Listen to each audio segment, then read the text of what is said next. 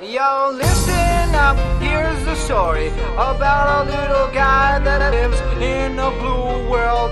And all day and all night and everything he sees is just blue.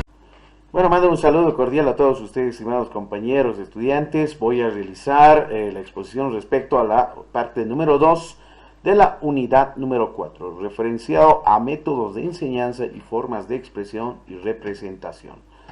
Entonces, lo que vamos a ver ahora es justamente el tema número 2, formas de expresión y representación. Que en la gran mayoría, como docentes, nosotros vamos realizando justamente un seguimiento a esto. Que corresponde, por ejemplo, una de estas formas de expresión son los apuntes que los estudiantes van realizando, los van utilizando en ese contexto de proceso de enseñanza-aprendizaje. Es así que existen justamente investigaciones, algunas de las incidencias de esta parte de la buena toma de apuntes, que es bien importante. Se puede definir justamente que la toma de apuntes o notas también es una técnica de estudio que permite y consiste en resumir la información de trabajos escritos o exposiciones. La toma de apuntes en este caso es justamente en clases.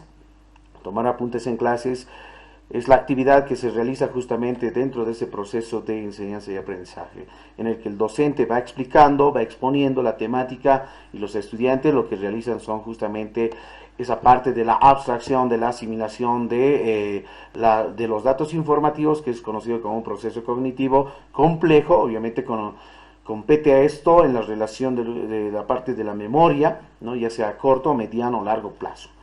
Por lo tanto, el hecho de la velocidad justamente, por ejemplo, en tomar apuntes en el que un docente explica posiblemente de manera muy rápida o muy lenta, eso va también de la forma de incidencia en cómo nosotros vamos a ir realizando una buena toma de apuntes. Existen obviamente diversas investigaciones en cuestión, en referencia a la parte de este tipo de uso, ¿no? de la parte de la toma de apuntes, en el que, por ejemplo, tomamos justamente como toma de apuntes para aquellos estudiantes como usan sus notas como producto, es decir, como una información basada de este tipo de procedimientos o procesamiento de asimilación.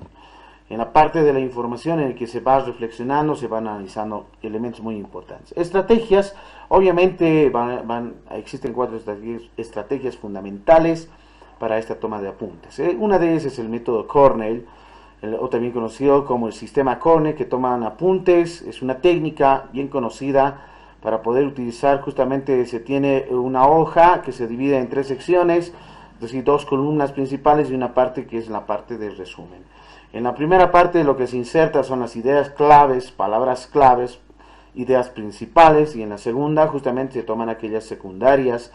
De la misma forma, algunas proposiciones o oraciones concretas, ¿no? Y al final realizamos justamente una primera parte finalizada del resumen, ¿sí? Las ideas principales después de la clase, las notas que es durante la clase, y el resumen durante el repaso, cuando nosotros queremos realizar justamente un repaso respecto a la temática que se ha avanzado, que se ha expuesto, que se ha disertado en aula.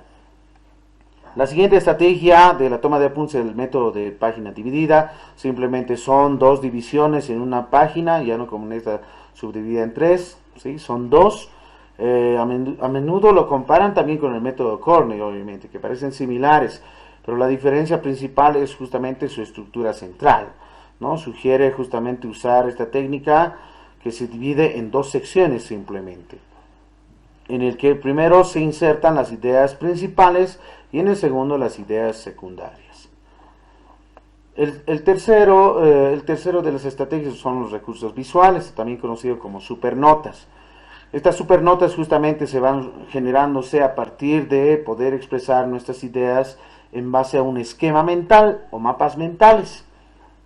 La parte bien importante es cómo un estudiante vaya redactando en base a su creatividad el esquema, como en esta parte se puede observar, un esquema mental relacionado obviamente con gráficos, dibujos, ¿no? Y las palabras concretas, que son justamente las palabras principales, ideas claves, y las ideas secundarias en forma de proposición. Además existe obviamente dentro del internet, pueden ustedes ubicar a GoCon, que permite justamente la transformación de la información de tus mapas mentales en simplemente apuntes. Entonces este es un buen generador también, ¿no?, de mapas mentales, y hacer esa transfusión de información de apuntes a mapas mentales, de mapas mentales a apuntes. Se tiene que también obviamente revisar esta parte que es bien importante, ¿no? El uso de colores, elementos visuales, letras, el tamaño de letras, también fortalecen a esta parte de las supernotas o superapuntes que el estudiante los va adquiriendo y los va a ir posibilitando. La cuarta estrategia son los símbolos y abreviaciones, ¿no? Sabemos que cuando hablamos hace un rato copiar todo, ¿no? Es cuando nosotros realizamos justamente el uso muy rápido, posiblemente cuando un docente vaya exponiendo, explayando justamente la temática, el estudiante por ciertas situaciones no toma de manera muy rápida, obviamente, y se cansa, obviamente, la mano de la muñeca en poder tomar estos apuntes. Entonces, una parte bien importante para aquellos que toman apuntes dentro de un aula, es necesario utilizar algunos símbolos para comprimirlos, obviamente, que tienen un significado, ¿sí? Las abreviaciones, que son palabras bien concretas y claves, que se pueden utilizar en este tipo de lenguaje, que cada uno de nosotros como ser estudiantes los van utilizando en base a esta parte de abreviaciones, ¿no? Es una estrategia muy interesante, muy importante, que el estudiante pueda obviamente recordar y comprender lo que haya escrito, lo que haya simbolizado. Otro tipo de representaciones son los resúmenes, que en la gran mayoría se van redactando, que son justamente representaciones abreviadas respecto a un contenido, un texto escrito en realidad. En la gran mayoría de las tesis, por ejemplo, se van utilizando algunos resúmenes, ¿sí? Por ejemplo, tenemos artículos científicos que también tienen sus resúmenes, pero existe una diferencia amplia en este caso de los resúmenes con respecto a un texto sintético. En realidad, un resumen es un documento académico que organiza de manera lógica ideas bien importantes que provienen del documento base. Obviamente, dentro de los artículos, por ejemplo, redactamos los resúmenes, no en principio, no significa que el resumen esté a un principio y redactemos al principio el resumen, luego el contenido. No, ese es un error muy grave. Lo primero que se va realizando es el documento base, ¿sí? El documento bibliográfico. Obviamente hay que ir realizando la redacción, ¿no?, de esta parte. Y al final lo que hacemos es utilizar el método sintético, que es obviamente sintetizar todas las partes importantes, esenciales que se están utilizando. Y es bien importante esto, que al final de todo el documento se haga un resumen sintético. En este caso, en conclusión, la síntesis es un método que nos garantiza la realización de un buen resumen. Una síntesis también es una técnica de reducción textual. ¿Cuáles son las características entonces de un resumen, en tanto síntesis de un documento base? Lo importante es tener la objetividad, la claridad, precisión, flexibilidad, que son 4 elementos bien importantes que debe de contener un resumen. ¿Cuál es la clasificación? Existen 2, obviamente. La primera es el abstract, ¿no? El abstract, que contiene justamente documentos publicados en revistas especializadas, que justamente los ven ahí en los artículos científicos, que se hace justamente una síntesis breve en el que contiene y enfatiza justamente el propósito del autor, el objetivo, cuál es la metodología que se ha implementado, etcétera, ¿no?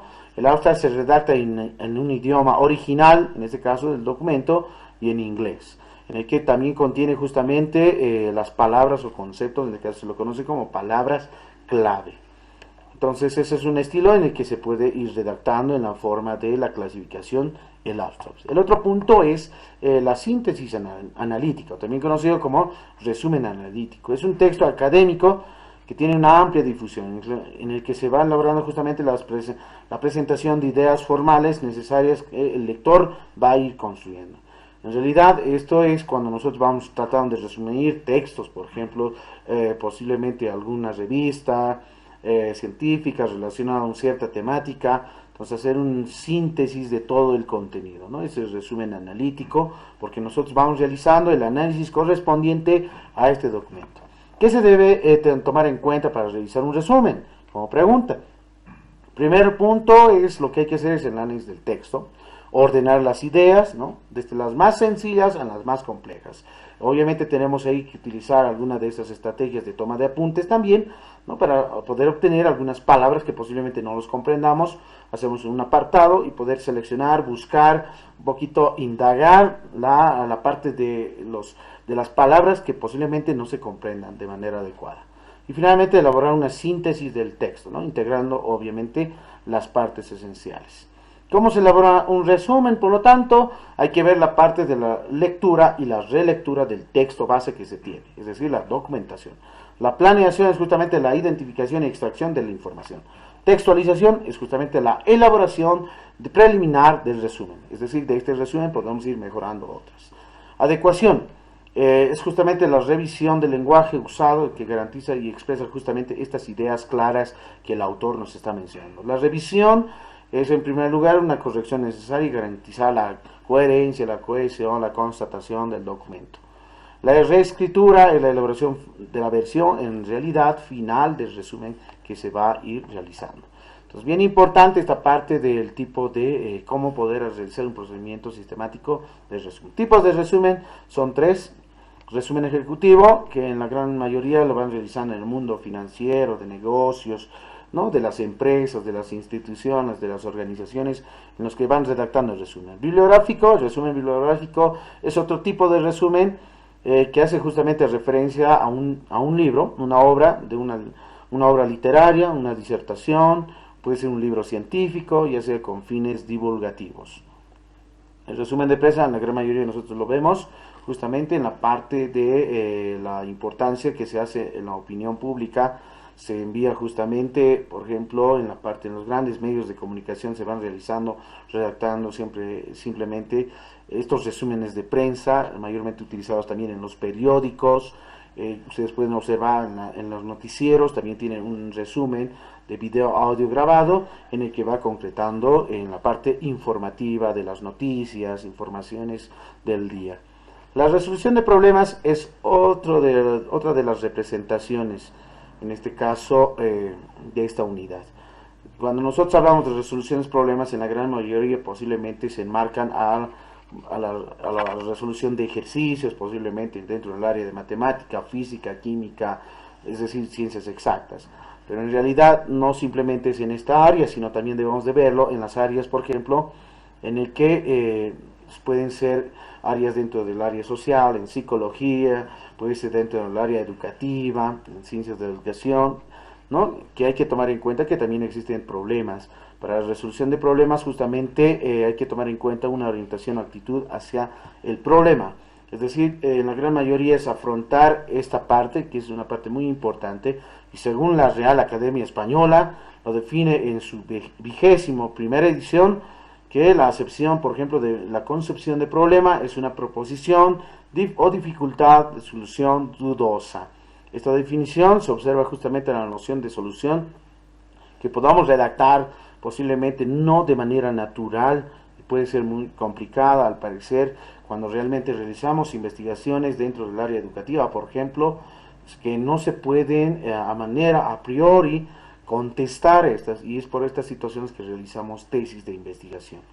Las etapas, por ejemplo, es la parte de la orientación, la definición de formulación de problema, generación de soluciones o alternativas y la toma de decisiones, que es la parte muy importante.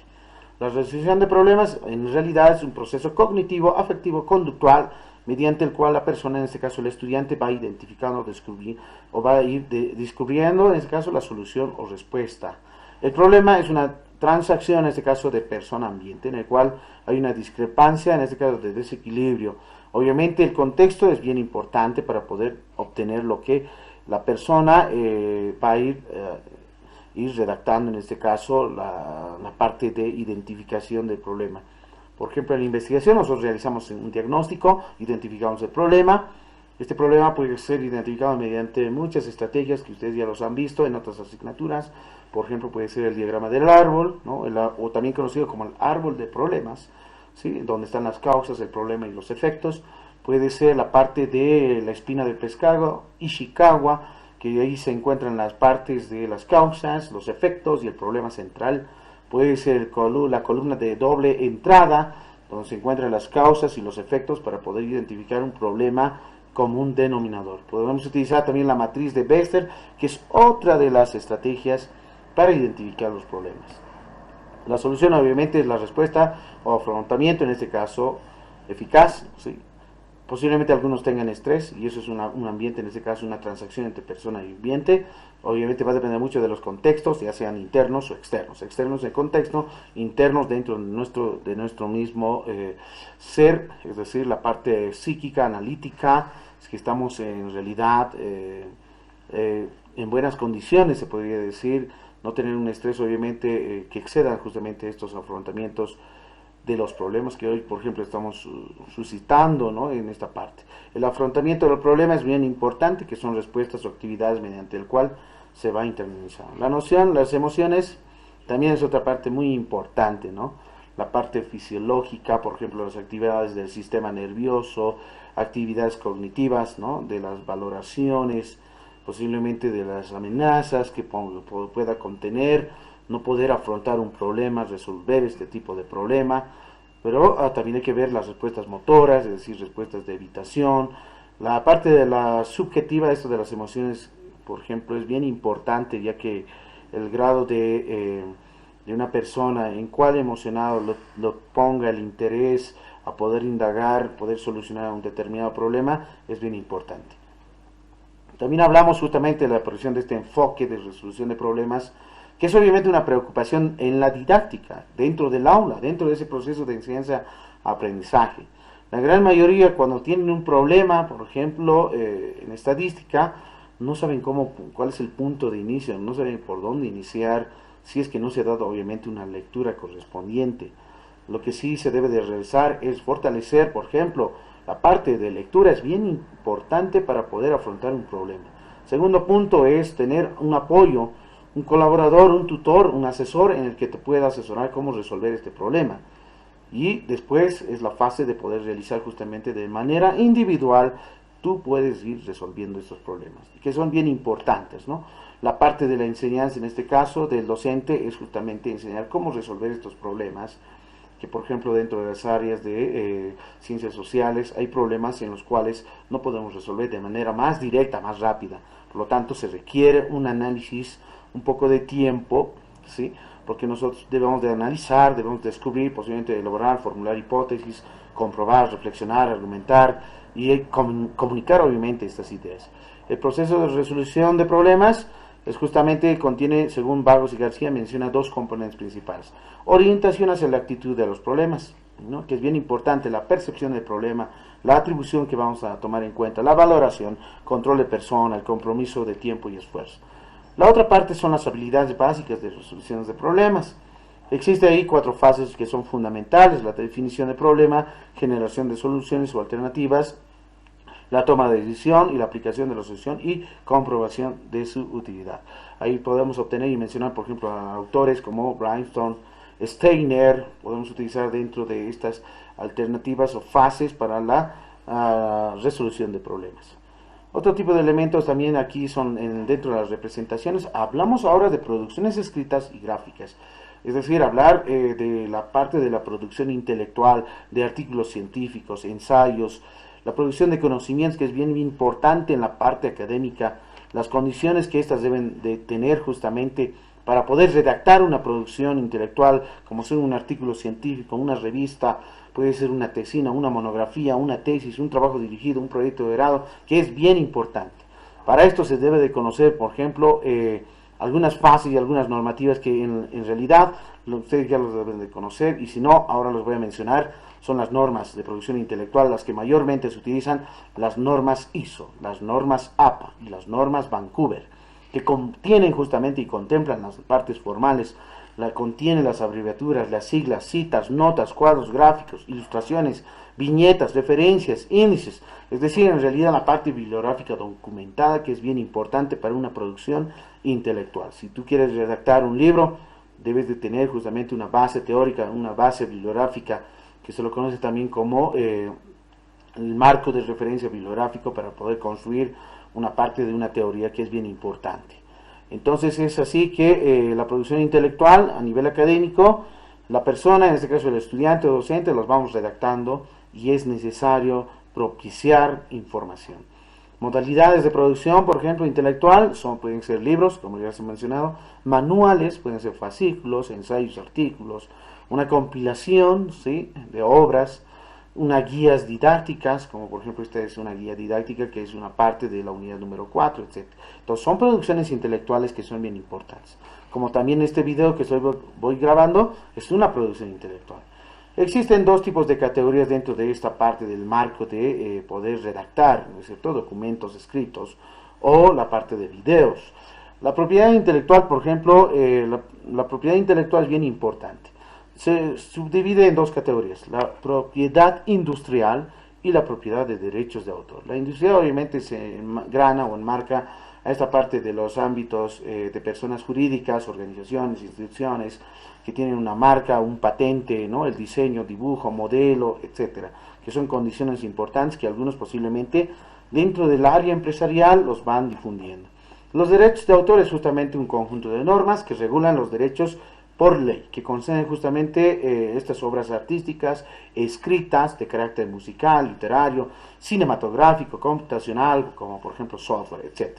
Entonces los derechos de autor otorga justamente a nivel Bolivia el Servicio Nacional de Propiedad Intelectual, que está emergido y tiene justamente una página web de CENAPI, que es el Registro de Producción Intelectual, en el que toma en cuenta justamente en la parte de la creatividad del estudiante, del ser humano que va a ir redactando.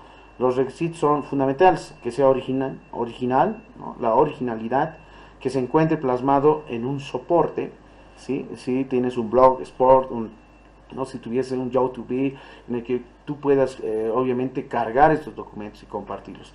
Obviamente CENAPI tiene un registro de producciones intelectuales, que son los libros, folletos, artículos, escritos, conferencias, discursos, lecciones, obras escénicas, dramáticas, obras coreográficas, composiciones musicales, obras cinematográficas, videos, dibujo, pintura, arquitectura, escultura, grabado, fotografías, obras, etcétera. Todas estas son justamente para nosotros una producción intelectual. Si ustedes la tienen, pueden realizar este trámite correspondiente. ¿Y cómo se lo va realizando? Obviamente, ¿no?, desde CENAPI, que está aquí justamente se encuentra la parte de una sucursal en la ciudad del Alto y la central justamente en la ciudad de La Paz. Muy bien, aquí la producción intelectual, lo voy a contar de manera directa: propiedad industrial y la de que es concedida como derechos de autor, ¿no?, es decir, creación intelectual original, y esta es justamente la parte de servicios. Por ejemplo, aquí en la parte de propiedad industrial, como producción intelectual, ¿qué se marca? Los patentes, marcas, diseños industriales, indicaciones geográficas, etcétera.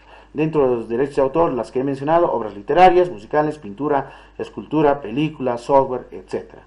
¿Qué son los derechos conexos? Los derechos conexos son aquellos que protegen los intereses legales de personas naturales, es decir, de seres humanos, cada uno de ustedes, y personas jurídicas, que son instituciones públicas, privadas, empresas, etcétera, ¿no?, que sin ser autores son también titulares de derechos por contribuir a estas obras que se encuentran en la disposición pública, posiblemente que estén publicados a nivel de red, no simplemente en internet o un blogspot, en este caso un blogger donde se pueden publicar algunos de sus documentos escritos. Tal vez alguno comparta su documento escrito en Facebook, en las redes sociales mismas, ¿no? Es bien importante en esta parte de poder hacer la redacción, en este caso de los documentos. Aquí están, por ejemplo, como se puede observar en el cuadro, aquí tenemos las obras literarias, ¿no?, es decir, las subdivisiones de cada una de estas obras. Hasta podemos ir redactando, por ejemplo, si tienen su tesis, esto les va a servir mucho también de producción intelectual y los pueden ustedes enmarcar, ¿no? Obras literarias, ahí tenemos los libros, la parte escénica, musical, cinematográfica, ¿no?, la parte de registros artísticos, programas de computación, ¿no?, por ejemplo, aplicaciones web, aplicaciones móviles, ¿no? Si alguien tiene algún software, yo por ejemplo tengo un software y lo he tenido que realizar, esta parte de producción intelectual registrado en CENAPI. También tenemos ahí la parte de los requisitos bien importantes de producción intelectual, como por ejemplo están aquí mencionados, ¿no?, la memoria o carta dirigida, la fotocopia de carnet, ¿no?, el llenado impreso en este caso del formulario. Cada uno de estos tiene un tipo de formulario, ¿no?, en los que se pide datos de la obra, autor o autores, el titular, solicitante del trámite. Los comprobantes o los depósitos justamente de cuenta fiscal en CENAPI son este número de cuenta en el Banco Unión, que la vigencia de depósito es de 15 días hábiles a partir de realizar el depósito, ¿no? Es bien importante esta parte. Por ejemplo, personas naturales o jurídicas a nivel nacional e internacional, es decir, extranjeras, tienen un costo diferenciado. Además de esto, la producción intelectual está justamente emergido bajo normativas y leyes, que es el Decreto Supremo 27938, que está justamente parcialmente modificado en el Decreto Supremo en el 28.15.2, la Ley 1322, que contiene justamente la Ley de Derechos de Autor, y el Decreto Supremo de 2397, que es el Reglamento de Derechos de Autor Intelectual, en este caso producción intelectual. Posiblemente alguno pueda obtener algún tipo de plagio, entonces va bajo estas normativas, puede ser realizada el procedimiento de caso si es que ha habido algún tipo de plagio. Los requisitos: obras literarias, obras artísticas, obras escénicas, obras musicales, fonogramas, obras audiovisuales, las que ya he mencionado, ¿no? Softwares, programas de computación, etc. Vamos al siguiente tipo de métodos de representación: trabajos prácticos. ¿Qué será un trabajo práctico? En la cotidianidad, justamente dentro del aula y parte de la didáctica, los docentes justamente damos obviamente un tipo de trabajo práctico, ¿no? Este tipo de trabajo práctico también tiene una valoración. Una evaluación en este caso que se va a ir dando justamente al estudiante. Los trabajos prácticos es una modalidad dentro de esta estrategia que nosotros como docentes las implementamos para promover el compromiso entre docente y estudiante. Muy bien, entonces, ¿cuál es el objetivo del trabajo práctico? Es la de producción de conocimientos por el estudiante en la tarea conjunta en coordinación con el docente. Eso es lo que realiza, ¿no? Ese es el objetivo fundamental del trabajo práctico. Producir, ¿qué cosa? Conocimientos. ¿Dónde? ¿En quién? En el estudiante. ¿Cómo lo va a realizar? De manera coordinada con el docente. Entonces también el trabajo práctico también tiene una finalidad, ¿no? De familiarizar a este estudiante con la parte de lo que es la parte de metodología de investigación. Y en realidad eso es lo que se realiza. Se investiga, se indaga, ¿no? Entonces la finalidad de ese trabajo práctico es que el estudiante también elabore una producción coherente. Es decir, si yo voy a realizar un trabajo práctico, posiblemente que sea muy significativo, puedo tomar en cuenta como un tipo de producción intelectual, y eso va a depender mucho en el ámbito, en la temática que se esté tomando en cuenta. Los objetivos específicos también son de relacionar, por ejemplo, los hechos, conceptos y teorías, relacionar algunos procedimientos que favorecen el desarrollo de habilidades, prácticas, técnicas dentro del aula o fuera del aula, diseños que pueden ser experimentales, no experimentales, tratamiento de los datos, la emisión, por ejemplo, la parte de procesos cognitivos, ¿no? Estrategias de investigación, habilidades prácticas, habilidades de comunicación, ¿no? Habilidades que están relacionadas con la parte de la información, no simplemente la escrita, sino también la gráfica. Tipos de trabajos prácticos existen y son 4 las que mayormente se mencionan, ¿no? Se entiende también como trabajo práctico toda aquella metodología de aprendizaje que exija a los estudiantes a ser activos, es decir, ponerse en práctica. Muy bien, Camaño, por ejemplo, diferencia 4 tipos de trabajos prácticos, ¿no? En este caso, experimentales, en base a experiencias, experimentos ilustrativos, ejercicios prácticos e investigaciones. Las experiencias obviamente son las actividades que propician, ¿no? En la parte perceptiva de los estudiantes con los fenómenos que se han suscitado, es decir, experiencias en base a algún tipo de experimento que ya lo haya podido obtener, alguna experiencia vivida en realidad, dentro de esa realidad contextualizada. Por ejemplo, percepciones de oler, por ejemplo, el gas, sabemos de qué tipo es, ¿no? Por ejemplo, que aplicar ciertas estrategias, experimentar nuevas formas de enseñanza, por ejemplo la virtual. ¿Cuáles serían estas experiencias que hoy en día también ustedes los están viendo? Entonces este también puede ser un tipo de trabajo práctico para los estudiantes. Los experimentos ilustrativos son aquellos que justamente se están engranando con la parte de experimentos en aula. Por ejemplo, en la educación regular, en las unidades educativas hace años atrás se realizaban experimentos, por ejemplo, no existía mucho de este tiempo pasados laboratorios de física, laboratorios de química, en los cuales un estudiante pueda, por ejemplo, realizar combinaciones químicas y ver desde esa parte de este experimento qué solución, qué resultado se obtenía, por ejemplo, ¿no? En la parte de combinaciones de alcoholes, componentes químicos, de la parte de estos compuestos que se pueden ir experimentando. Dentro del área de las ciencias sociales nosotros experimentamos la parte, por ejemplo, educativa, ¿sí? Con la parte del fortalecimiento, de la capacitación, el liderazgo, la motivación, en este caso lo que es la parte de poder profundizar cierto tipo de experimentos en ciertas áreas. Y esto va a depender mucho también del docente en los cuales vaya implementando. Entonces el tipo de razonamiento, por ejemplo, puede generarse ahí en los estudiantes un razonamiento hands-on mean on, ¿no es cierto? Que considera justamente la diversión también en base a estos experimentos, que posiblemente a algunos no les gusta realizar este tipo de trabajos prácticos. Los ejercicios prácticos son otras actividades que proveen también habilidades, en este caso, de medición, manipulación, estrategias de investigación, habilidades de comunicación, como también la parte de poder realizar procesos de resultados, por ejemplo, redactar un informe, realizar un ensayo, que también pueden ser algunos ejercicios prácticos, ¿no? Para poder justamente pulir esta parte que es bien importante. Por último, las investigaciones son actividades que se diseñan a fin de dar a los estudiantes, ¿no es cierto? Como trabajos prácticos se dejan como algunas investigaciones referidas a la temática de estudio que se ha avanzado en el aula y se tiene que obviamente investigar, un poquito profundizar bajo las referencias bibliográficas cómo se está realizando en esta parte. En muchas áreas, como yo lo estoy mencionando en esta parte, por ejemplo, son diferentes las investigaciones que se van realizando, ¿no?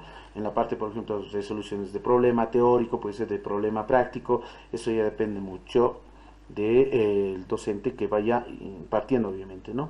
Del área, de la especialidad.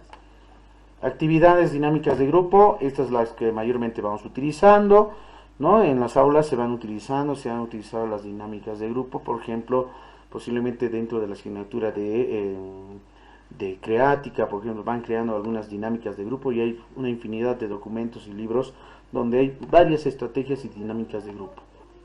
Las dinámicas de grupo son herramientas empleadas, obviamente, ¿no? Por los docentes para que el estudiante, obviamente, se esté motivado, lo ponga un poquito más de interés, podamos elevar posiblemente su ánimo, la parte motivacional, sentimental, posiblemente haya tenido problemas, lo cual las actividades dinámicas nos van a servir esto mucho para el empleo justamente en la parte de coordinación, que justamente pueden ser dinámicas individuales en base a un grupo que se está uniendo, y esto hay que ver justamente, ¿no? Qué tipos de grupos son los que se conforman, cuáles son estos elementos o sujetos las que se disponen, ¿no? Para poder aumentar ese tipo de ánimo, elevar la motivación, posiblemente elevar la autoestima, que alguno y otro estudiante lo haya tenido, ya sea en la casa, fuera de casa, en este caso, ¿no? O algunos problemas que en la gran mayoría tienen los problemas, ¿no? No simplemente puede ser la parte sentimental, sino problemas familiares, económicos, sociales o culturales. Entonces el término de grupo es un conjunto de dos o más personas, ¿sí? Es el conjunto, por ejemplo, solamente indicamos dos personas y es un grupo.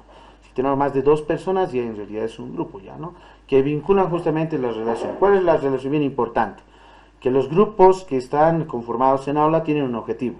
Y el objetivo justamente va a existir esa característica común de poder, ¿no? De poder expresar, en este caso, la responsabilidad de cada uno de los miembros, delegar funciones y poder trabajar en el aula de manera colaborativa, de manera socializada, de manera cooperativa.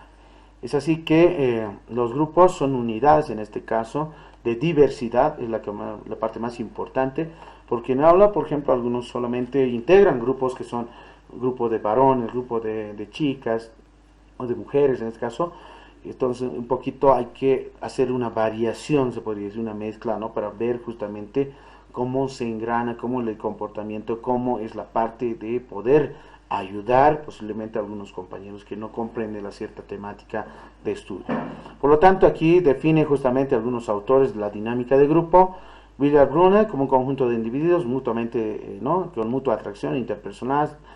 Tejada define como un conjunto de personas que se interrelacionan mutuamente, obviamente persiguiendo los objetivos, ¿no? Anduesa, por ejemplo, define un grupo, es una relación de individuos que existe interacción de fuerzas y energías. Olmsted, por ejemplo, define un grupo, un número reducido de miembros, de interacciones, ¿no? De cara en cara, obviamente, para poder realizar las actividades correspondientes. Sprott define un grupo, es una pluralidad, obviamente, ¿no? ¿No es cierto? Porque cada una de las unidades, al ser plural, se lo dice justamente, cada uno proviene de un cierto tipo de cultura con esas mismas cualidades que ellos las tienen de su contexto, en el cual van interaccionando, van compartiendo ciertos conocimientos, saberes que ellos los tienen, ¿no? En base, obviamente, a la temática que se está estudiando. Conclusión, se define dinámicas de grupo con una serie de técnicas y actividades grupales que permite al grupo conocer y relacionarse entre sí. Mucho mejor esta técnica es justamente para poder hacer un acercamiento. Posiblemente hay compañeros en los cursos que no son justamente, son muy distanciados, posiblemente nunca han podido hablar, nunca han podido concretar. Entonces esta dinámica de grupos trata justamente, ¿no?, de acercar a los estudiantes que posiblemente nunca se han conocido o no lo conocen o posiblemente nunca han hablado. Entonces lo que se hace es esta parte de dinámica de grupo, es poder interactuar, ¿no?, unos contra otros. Además de esto, los objetivos perseguidos justamente es una parte de la dinámica de grupos. Debe de existir una madurez de grupo, ¿sí? La parte, por ejemplo, de realizar dinámicas sencillas, la parte de poder utilizar, emplear algunas didácticas más complejas. El tamaño de grupo es bien importante también, ¿no? El entorno mismo, de la misma forma, si es un entorno interno, externo, tenemos materiales, los recursos, donde se va a realizar, en este caso, la dinámica de grupo, ¿sí? Características de los miembros, ¿no? En este caso puede tomarse en cuenta las edades, los intereses, la experiencia, las capacidades de cada uno, posibilidades, la atención, la madurez de cada uno de los sujetos que integran en el grupo. Y finalmente la capacidad del conductor de la dinámica, ¿no?, que es bien importante, el coordinador, en este caso el docente. Actividades que se tienen que desarrollar ya finalizando. Tienen que realizar justamente un cuadro sinóptico del tema número 1, métodos de enseñanza, y el tema número 2, formas de expresión y representación. Aquí tengo algunos ejemplos de cuadros sinópticos que les van a ayudar un poquito más de idea, cómo poder ir generando esta parte de la actividad, ¿no? Y no olvidarse, el día martes es justamente la parte del cuestionario que voy a enviar. El link ya va a estar a partir de las 10:30, abierto en Google Fórmulas, que ustedes ya lo tienen. Pero de todas formas, si alguien no lo tiene, voy a compartir esto en el grupo de WhatsApp. Y esta es la bibliografía de referencia del documento, si alguien puede observarlo, y se ha engranado justamente en base a las normas APA sexta edición, para algún sustento formal, ¿no?, que algunos me han pedido la bibliografía de referencia. Muy bien, entonces, para esta parte, por ejemplo, ya culminamos la unidad número 4. Voy a realizar justamente una breve explicación al respecto de la evaluación final, que va a estar realizado justamente, que se va a realizar durante la subsiguiente semana, que ya tenemos la fecha indicada y está en el grupo de WhatsApp mencionado. Bueno, que tengan muy buenos días, muy buenas tardes y muy buenas noches a todos los oyentes que me han podido seguir en esta parte de la didáctica, justamente de métodos de enseñanza. Espero que les haya servido mucho este video audio, un poquito más de reflexión. Y voy a seguir enviando la parte del trabajo, en este caso final, para la evaluación final. Muchas gracias, que tengan muy buenos días. Hasta pronto.